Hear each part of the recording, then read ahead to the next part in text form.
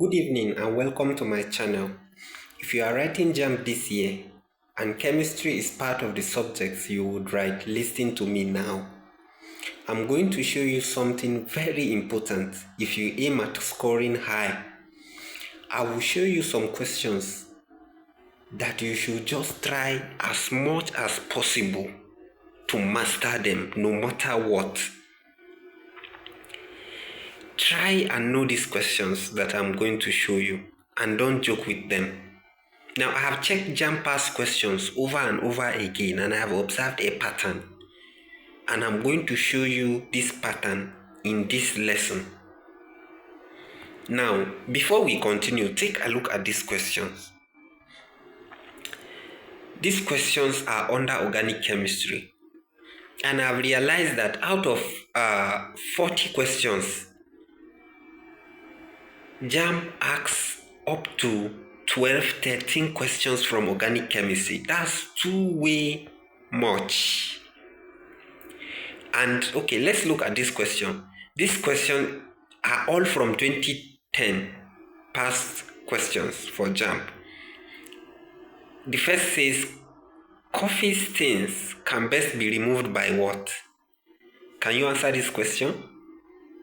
Okay, let's look at the next one in blue. Says benzene reacts with hydrogen in the presence of nickel catalyst at 180 degrees Celsius to give what?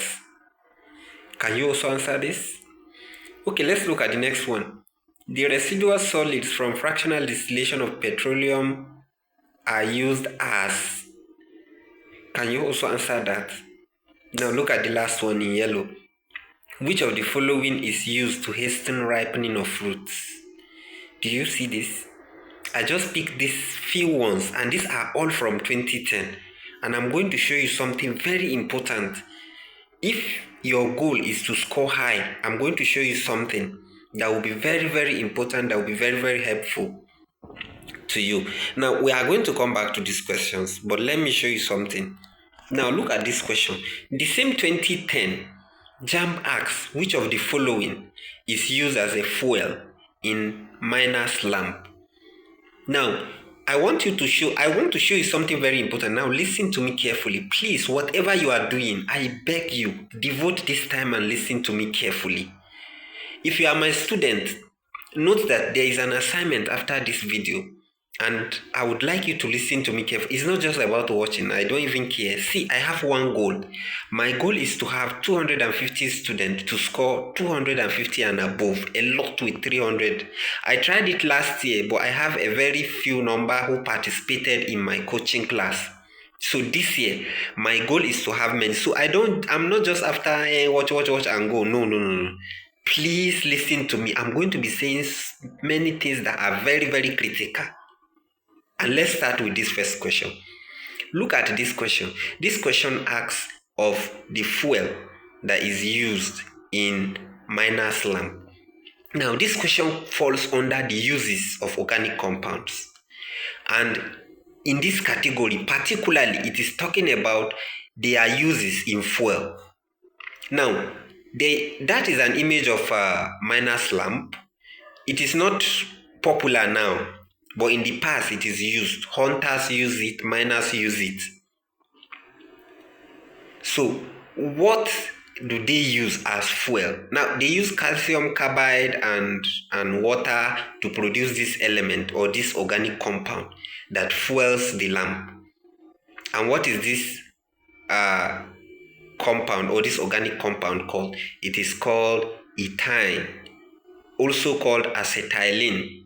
This is what gives or what fuels their lamp. Now, observe something which I am also going to reveal to you. This question comes under fuels, the uses of organic compounds as fuels.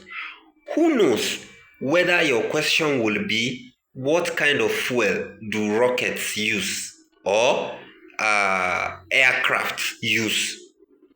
And when I checked 2011, I saw JAMB asking similar question.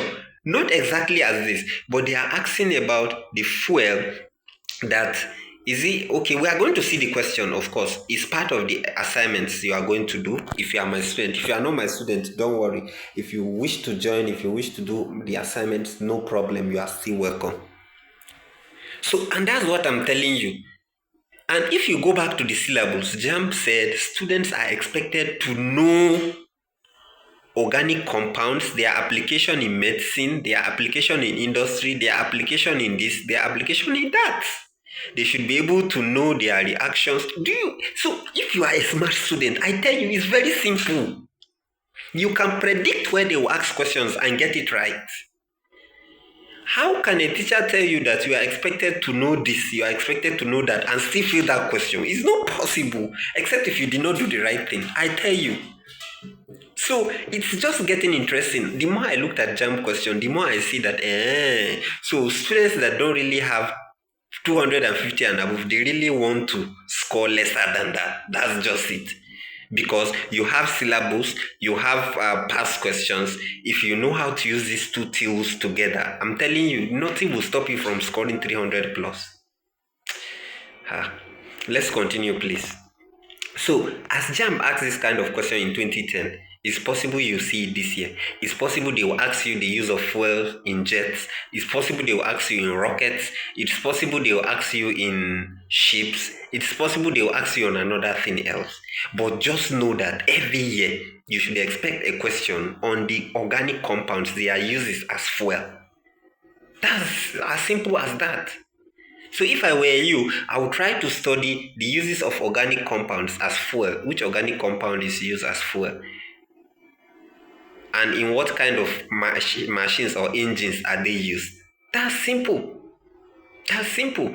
Now let me show you another question. Look at this one now. They say which of the following compound is very soluble in water? They are talking about solubility, which is very, very important in organic chemistry. And I don't know why you should know this.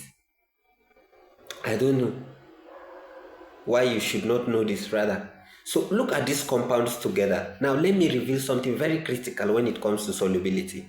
Now when it comes to solubility, we are talking about solubility in water now. Solubility in water. Now water is a polar solvent. I'm going to explain more better what a polar solvent is and what a non-polar solvent is. Now look at these compounds. We have ethanoic acid, we have ethine, we have ethene, and then we have dimethyl. This is an ester. It's not even ether. It's not dimethyl ether. This is ethyl ethanoate. Ethyl ethanoate, because that's an ester. Now, all these compounds might be soluble. Some might not even be soluble. Now, it depends on their composition. Now, anywhere there is... Okay, let me explain this polarity first so that you would know what we are talking about. Now, when we are talking about solubility in organic compounds, we are talking about polarity, we are talking about temperature, we are talking about pressure and molecular size. These are the factors that affect solubility for something to be soluble. Have you ever asked yourself, why is it that salt dissolves in water, oil doesn't dissolve? I believe this is basic chemistry. So polarity is very important factor when it comes to solubility. And in organic compounds, let me tell you the secret now. Organic compounds that have acidic parts and basic parts are usually polar and they dissolve in water more than any other compound. Now take a look at this question again. Look at it. This is an acid, the first one. The second one is an alkyne. The third one an alkene. The fourth one is an ester. So of all these, the first one is more soluble because it is a polar compound. It has oxygen, a lot of oxygen, and the oxygens are towards the end. They are not buried inside carbon chain, unlike the ester, which is D. So this ester, though it has oxygen, which should have made it more soluble, but the oxygens are buried by carbons, unlike the case of ethanoic acid, which has oxygen and a hydroxy functional group attached to a carbon. This makes it able to interact with water. So I hope you get that. So the correct answer to this question is A, which is ethanoic acid. It is very soluble compared to the rest when it comes to solubility in water. So this solubility, I saw a lot of questions under this. So it means that is an area that you must give attention to and master it very well. A lot of questions in different ways under solubility. Now, I said temperature affects solubility. We all know that the higher the temperature, definitely the more dissoluble a compound will become, but not in all cases. In the case of gases, the more you apply pressure, you try to compress the pressure, the more the compound becomes soluble in order. Then polar molecules, like I said earlier, dissolves best in polar solvents. That ethanoic acid, methanol, so all the organic acids, they are polar in nature. All the alcohols, they have OH, OH, OH, OH. They are soluble. They can interact with water because of that OH group. They can form hydrogen bond with water.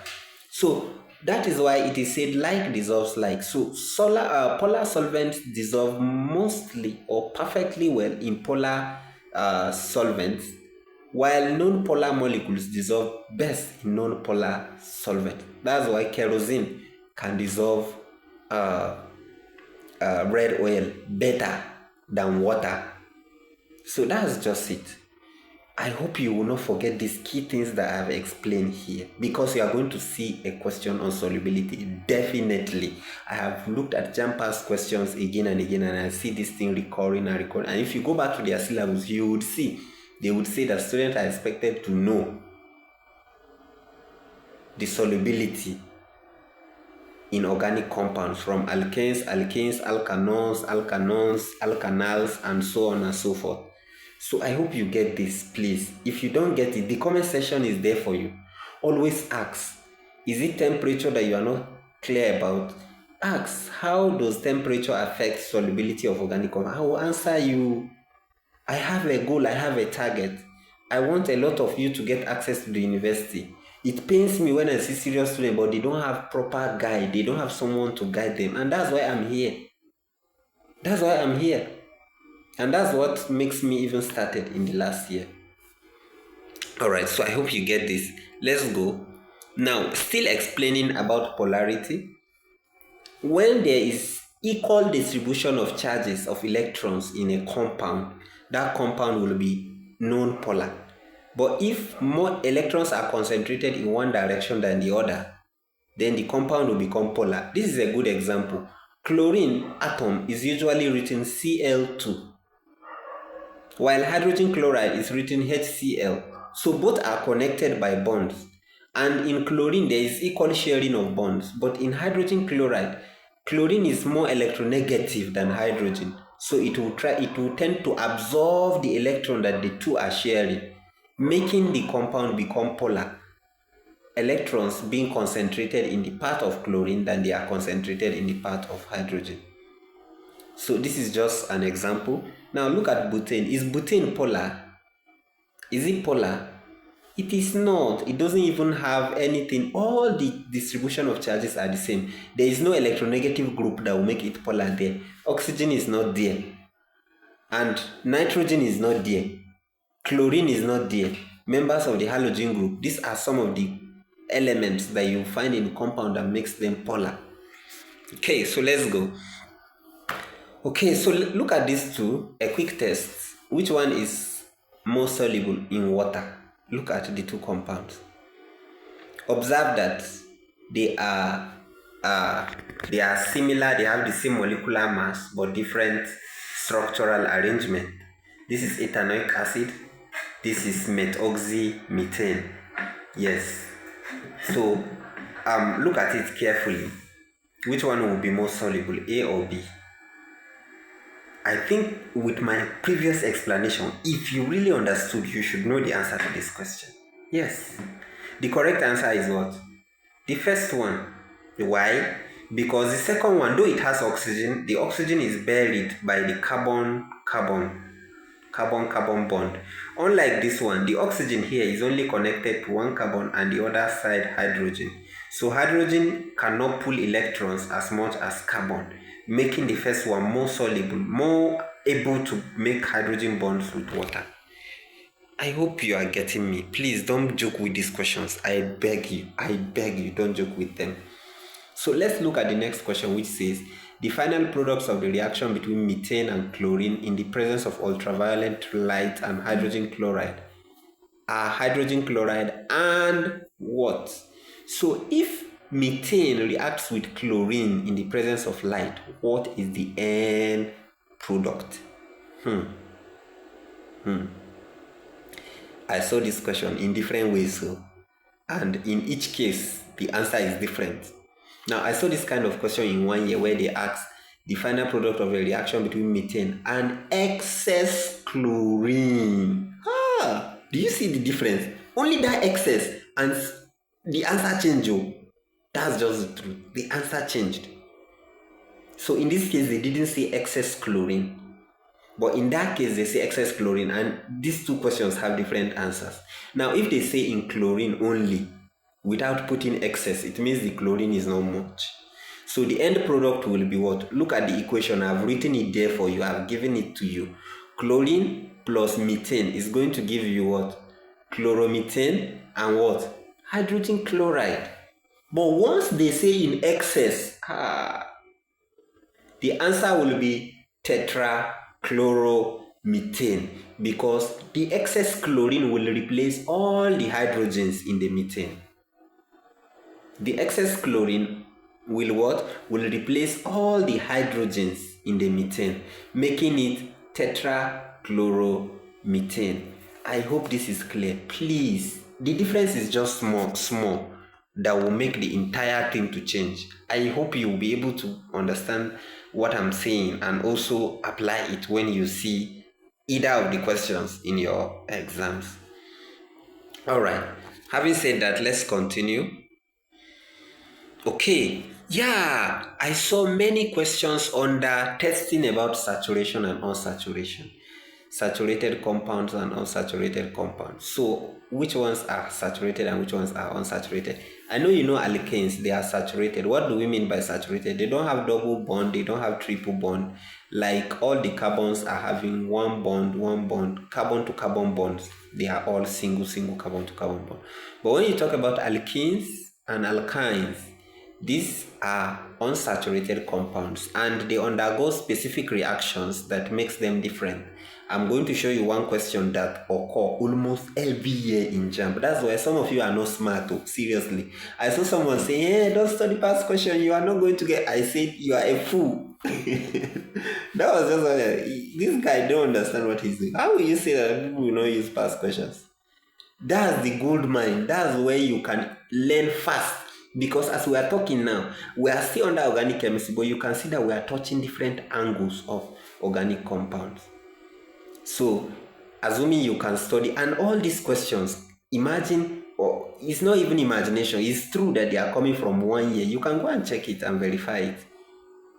So I picked them from 1 year, and you are learning from different topics in a single video. And you now tell me don't consider past questions. Then what will you consider? Imagine you are going to study each of these topics one after the other. How long will it take you? So let's go. All right, so solubility continues. This is still another question that says the correct order of increasing boiling point of the following compounds. So the compounds are propanol, pentane, and butane. So these are the three compounds. So they are asking us the increasing boiling point. Now, anywhere you see N is an arrow. I don't know what makes it changed. When I transfer it from my laptop to my phone, it changed, but it's representing an arrow. If you are seeing apostrophe and N, that is an arrow. So observe that N is an arrow, forward arrow between the compounds. So now the JAMB expects us to arrange them based on the increasing boiling point. And this is a way to test whether you really know the properties and the behavior of organic compounds or not? This is very important question. So how do you know? Remember my explanation. Do you see that with that one knowledge alone, you can answer a lot of questions? So first of all, look at our first compound given is ethanol. Now, propanol will naturally have high boiling point. Why? The reason is because it has OH. That OH will make it form hydrogen bond with other propanol molecules. Those hydrogen bonds will hold it together, not allowing it to boil fast, unlike other compounds. So that is why it will have high boiling point. The temperature would have to be high before it boils. Okay, so let's go to the second one. The second one is pentane. Heptane. Pentane is 5. Don't forget pentanol. Pentane is 5. So this is heptane. And that's 7 carbon. Now, does this have a high boiling point? Yes, it would have a high boiling point. Why? The reason is because it has a long chain, 7. Remember, we say molecular weight also affects solubility previously. So if a carbon molecule have a long chain, it is likely to have high boiling point. It is likely to be less volatile. Volatile means the ability of a compound to escape easily in air. We know spirit, we know hydrogen, we know cooking gas, methane. Some of us, we know them. If you open them, what happens? They escape into air, which means they are volatile. What makes them volatile? One of the factors that contribute is that they have short chain carbon compound. So the longer the carbon chain, like okay, let's look at petroleum products. You know, we have petrol, we have kerosene, we have diesel, for example. Petrol is more volatile than kerosene because petrol is having around 6 number of carbons, yes, also 6 carbon, while kerosene is having around 8 number of carbons in the chain, while diesel is having more than that. So the more the number, the less it is able to dissolve, or the less it is able to evaporate or escape into air easily, and so also the boiling point will be high. Then the last one is methane, butane. Butane is also part of the short chain organic compounds that is used as fuel also in cooking gas. So this compound is short chain, and usually short chain organic compounds have low boiling point. So of all these three, the propanol will have higher boiling points. So it will be the last one because they say in increasing, which means from the lowest to the highest. Okay, propanol is 3. The other one is 7. So the other one will have higher boiling point. That's the heptane would have higher boiling point. So it will be the last one, followed by, of course, propanol. And then lastly we have butane. So the correct order is D. Butane, propanol, and then heptane. So that's the order. Just understand molecular weight and ability to form hydrogen bond. This is what determines their boiling point in most cases. I hope this is clear. If it is not clear, please feel free to ask at any point in time. Oh yeah, I saw this question again and again. Application of organic chemistry in medicine. Very important. So the compound that is used as an anesthetic is, yes, we know anesthetic. Before they do surgery, they inject the patient so that he will die half. They call it half death. Yes, to just enter into a state of numbness, not knowing what's happening. So, which of the organic compound is used as an anesthetic? The correct answer is B. Trichloromethane. It is also called chloroform. It is also called chloroform. That's another name for it. Please know it. Okay, so this question also repeats again and again. The next question says, okay, this one is application in industry. The haloalkanes used in dry cleaning industries are, now there are some haloalkanes that are used in dry cleaning industry. Why are they used there? Because they have the ability to remove stains. They have cleansing effects. They can remove stains. And which of them are used there? We have trichloromethane, that's A, and tetrachloromethane. Now observe something very important here. B says chloroethene and dichloroethene. Do you see that this is already a wrong answer? This B. Why? Because they themselves in the question they say haloalkanes. They didn't say haloalkenes. Can you see that? If you are smart, I tell you, exam is very simple. These people C is already also disqualified. It is wrong because I'm seeing ethene also there. Because it didn't say haloalkenes, they say haloalkanes. So why am I seeing ethene? So B and C are wrong already. D, chloroethane and dichloroethane. Okay, the correct answer is actually A, which is trichloroethane and tetrachloroethane. These have high cleansing ability, so they are used as stain remover in dry cleaning industry. Do you now see that in this year alone, JAMB asks the application of organic compounds in medicine, in industry, domestic use, as fuel. Are you seeing all these things? They ask about solubility, which is part of the properties. They ask of reactions of organic compounds. Are you seeing all this? So, it's okay. Let's be fast. I want us to finish very quickly. Very important. I have answered this question in WAEC. I've answered it in JAMB. Yes, I've answered it even in my UG1, I think, if I remember very well. Yes. Anywhere you are talking about organic compound, organic chemistry, you must see this question. You must see it. This question is also testing you about saturated and unsaturated compounds. Do you know them, their reactions? Now, the question says 2 hydrocarbons, X and Y, were treated with bromine water. That's what they always ask you, bromine water. Maybe as I'm reading it, you too are familiar with that. They say X decolorized the solution and Y did not. Which class of compound does X? No. Does Y belong to? Sorry, it has closed. When it was on my laptop, it didn't show this, but it's okay.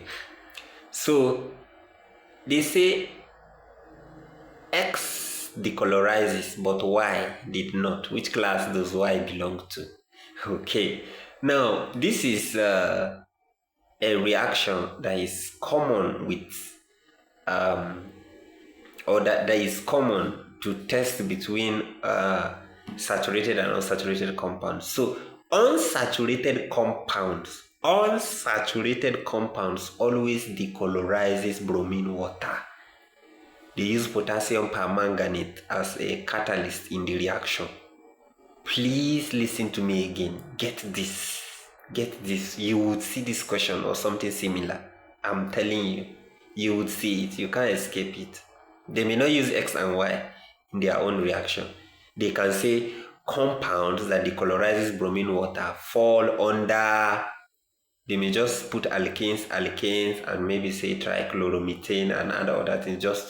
You just need to know this. So alkanes and alkenes always decolorizes bromine water. So the correct answer is Y belongs to alkanes. Alkanes are saturated. So they don't decolorize bromine water. They don't undergo that reaction that will make them decolorize this bromine water. I hope this is clear. Can we go now? Okay, next question says, okay, this is on domestic use. You see, this is still application of organic compounds. You see, one of the major uses of alkane is A, a domestic and industrial fuel, B, in the hydrogenation of oils, C, textile industry, D, production of plastics. So the correct answer is domestic and industrial fuels. Alkanes are used as fuels. Mostly, methane is used cooking gas, ethane, propane, up to butane, they are used as gas for fuel. When we come to pentane, hexane, that's the category where petrol belongs to. If we move a little bit further, kerosene. If we move a little bit further, we come to diesel. If we move a little, so it's fuels. Mostly alkanes are used as domestic and industrial fuels. Did you see all these questions are under 2010? I told you that JAMB asks a lot of questions in organic chemistry. And mind you, because of the video I did yesterday on, no, 2 days ago, on naming organic compounds, I didn't even pick questions under naming from 2010. To show you that if you can really hit this organic chemistry very hard, you will get a lot of marks. And some people are out there, they will give 2 minutes to it, they will go again, jumping here and there. How would you get something? I know if you have watched to this place, you have tried. Many would have dropped at a point in time, I know. Because learning is not easy. It takes discipline to sit and learn. So if you have watched to this place, please, I want you to tell me in the comment section. I want to really know those who have sat with me up to this point. I just want you to say, I have watched to the point of domestic use of organic compounds. That's what you write. I have watched to the point of domestic use of organic compounds. Let me know those who got here. Thank you. Let's go. I didn't know that we are such close like this. All right, so thank you once again for watching. Before you go, I've already explained why I'm here. I just want to assist 1 or 2 students out there who are serious. That's my point. If you are my student and you are watching this, you have already seen the rule I have sent to the group that if you miss 3 assignments without submitting them, you are going. And I'm serious about that, and you would see. So how you would help me is you subscribe, you share with others, you like. Some of you, you watch video, you not even say, sir, your explanation is explicit, is clear, and is okay. Or, sir, you are fast, so that I will know what to do the next time. It's you I'm helping. So if you cannot talk, if you cannot give me feedback, I don't know.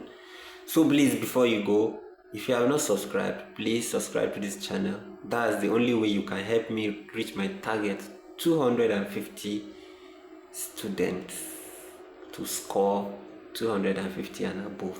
In fact,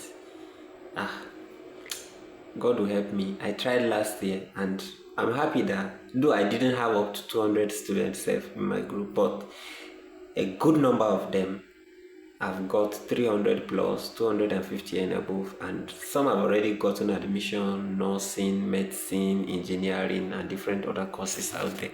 I'm so happy I'm still in touch with them. I still have a group, maintain a group with them, chat with them, and they tell me about their stories. I'm so happy that they are advancing. And even at their university level, I'm still there to support them, to give them advice in one thing or the other. So please, if you've not subscribed, I have a lot of videos already. For last year own are there, for this year's own are there. In fact, if you are coming to this video for the first time, if this is the first video you are coming to, please go and watch the one I dropped about 2 days ago, still on chemistry. You need to know how to name organic compounds. Go and search. Okay, I'll drop the link on this so that you must watch that one. Very important. All right, so to my students, assignment follows, as you all know. Meanwhile, we still have questions that we have not answered previously, and this video is long. I wouldn't want long videos. All right, let's be fast. Okay, the assignment question 1 says, okay, now this assignment question, we might not have treated them, but it is just a challenge. Go and look for the answers if we have not treated them. Some of those that we have treated, use the knowledge I shared to answer them.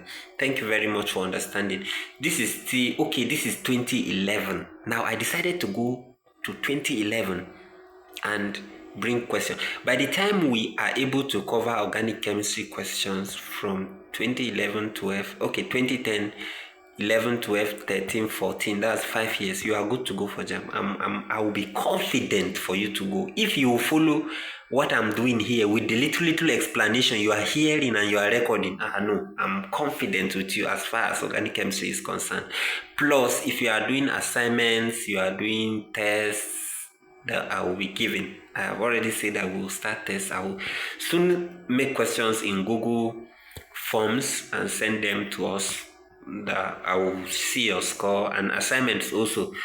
Once you submit your assignments, I will do a short video to do explanation, make corrections. The goal is just that you should get it. So this is the first question, please. A suitable solvent for iodine and naphthalene is what? Answer that.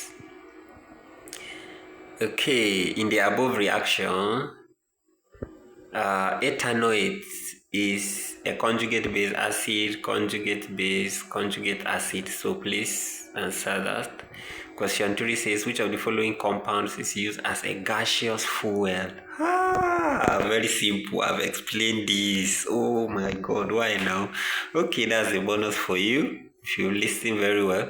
The ability of carbon to form long chains is referred to as alkylation, acylation, catenation, carbonation. I think this is also very simple and basic. Okay, so the above compound exhibits what? Structural isomerism, positional isomerism, optical isomerism, geometrical isomerism. We are going to answer that. Question 6 says, which of the following compound will undergo polymerization reaction? I didn't talk about the reactions of organic compounds in details. We have substitution reaction, addition reaction. Substitution usually for alkanes. We have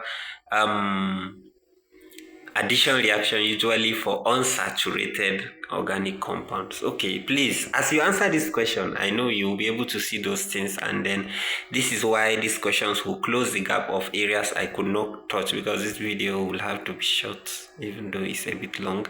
Organic compounds has an empirical formula of this. The vapor density of this was the molecular formula. Work this out. This is a reaction. Apostrophe N means arrow. So glucose there underwent a reaction to produce the compound there, and carbon dioxide plus energy. Now, JAMB can ask questions that are too simple. Imagine, look at this question. Looking at the formula already, you are seeing the answer. Why? Why would they give such a question? I know someone is there laughing at me. All right. You see, the reaction represented by the equation above is useful for the production of, production. So just check your product side and see the compounds there. The A, propanol, B, butanol, C, methanol, D, ethanol. Thank you. Thank you very much for watching. We have 4 questions at the back. I don't know. I will just mention the answers. Please, you can go and check. Let me know, explain. Please, just permit me to just go. I hope I'm permitted to just go. Oh, yep, here we are. So coffee stain can best be removed by what? By borax water. That's C. Borax water is alkaline in nature, so it can remove stains of coffee residue. The last 39 says the residual solids of fractional distillation of petroleum are used as. Yes, the residues of fractional distillation of petrol. What are they used for? Jet fuel, fueling and driving tractors, raw materials for cracking process, coating of pipes. The correct answer is B, cracking. Do you know that they can produce petrol from diesel? Yes, it's possible through a process called cracking. So if after they do what do we call it, fractional distillation of petrol, anything that remains, they will still break it down they will break those carbons into short chains to produce petrol. Yes, it's a common thing. So that's why, do you also know that they can produce sugar from yam? Science. So that's it. So it's fractional, it's for cracking. They serve as raw materials for cracking. 43 says benzene reacts with hydrogen in the presence of nickel catalyst to produce what? So when benzene reacts with hydrogen in the presence of catalyst, what happens is that all the double bonds will break. So the end result will be cyclohexane. Normal hexane, cyclic in nature. All the double bonds will break and hydrogen will replace them. Last question says, which of the following is used to hasten ripening of fruits? Very, very common question. So the correct answer is ethene. Ethene is used to hasten ripening of fruits, though it's very dangerous. It's carcinogenic in nature, but people use it to ripen banana, to ripen oranges, to ripen mangoes fast. It's very dangerous. Thank you once again. If you have stayed to this point, you have really tried. I salute you, and please don't go without dropping your comment. Like this video. If you like what I'm doing, please like it. I wish I can track those who drop the comment. So if you've watched, please drop comment. Let me know that you are also supporting what I'm doing. So I'm expecting your comment. If you're not subscribed, subscribe and say I have subscribed in the comment sections. Thank you. Bye.